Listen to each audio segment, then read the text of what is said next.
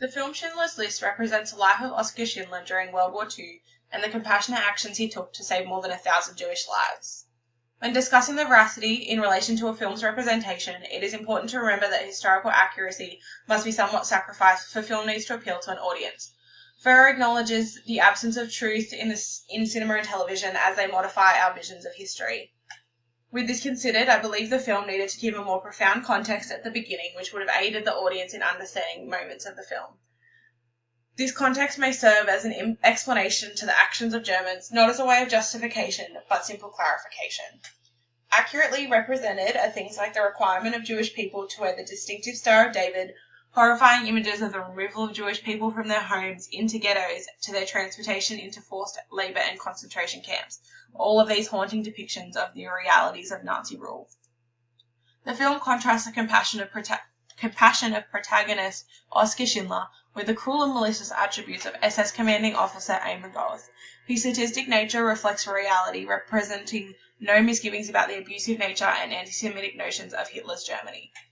The film miscarries the weight of Jewish suffering. Although there are scenes of severe abuse, there is no behaviour demonstrated that would match the absolute brutality that was Nazi rule.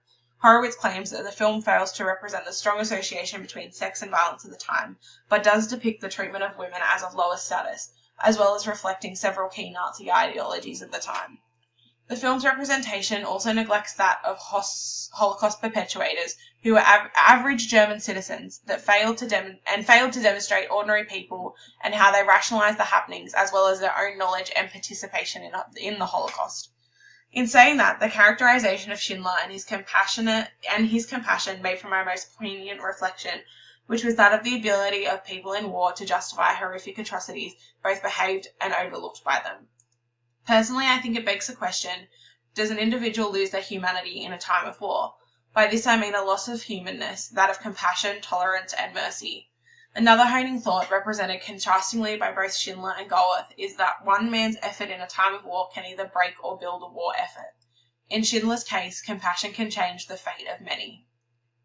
The History of the Holocaust by Pat Morgan is my companion reading, which aids these perceptions and ease my conscience slightly.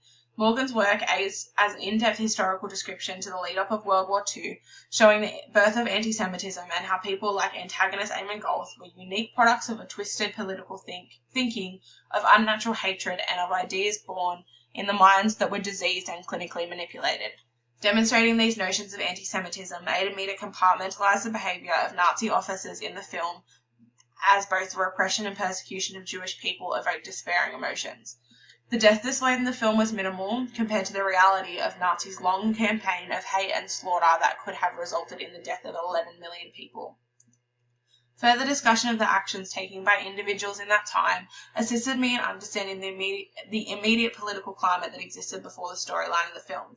The expelling of Jews from their homes and the killing of the German embassy official Ernest von Rath and the summations that led to the Night of Crystal, which preface the events in the film, Morgan asserts that these events signalled a turning point in the Nazis' persecution of the Jews and prepared the ground for the horrors of the Holocaust. This assisted me in understanding the circumstances of Jewish employment or lack thereof and the policies that were discussed in the film in relation to Jewish business and ownership, while also adding to the context of the film. Levitsky highlights that historical films often perpetuate supposed collective memories transmitted by popular culture, and these memories are those that are contested and debated by professional historians. It is these memories that question the realities of history, perpetuating historical inaccuracy which may influence and change the collective memory, and it is this collective memory perpetuated by film that Morgan's work assists to sort through or simply aid in understanding. The reading when accompanied by the film, evoked thoughts about the multifaceted nature of war and the extreme relevance of context of such an event as the Holocaust.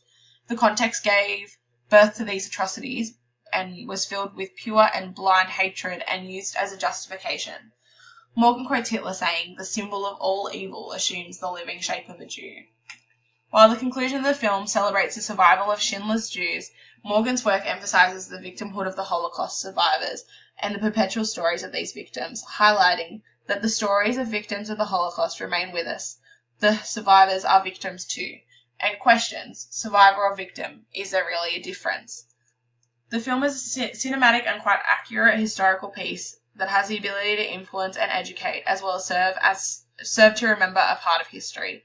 Morgan's novel presents a more in-depth historical account that aids to the understanding of the time of Nazi rule, World War II, and the persecution of Jewish people. Thank you.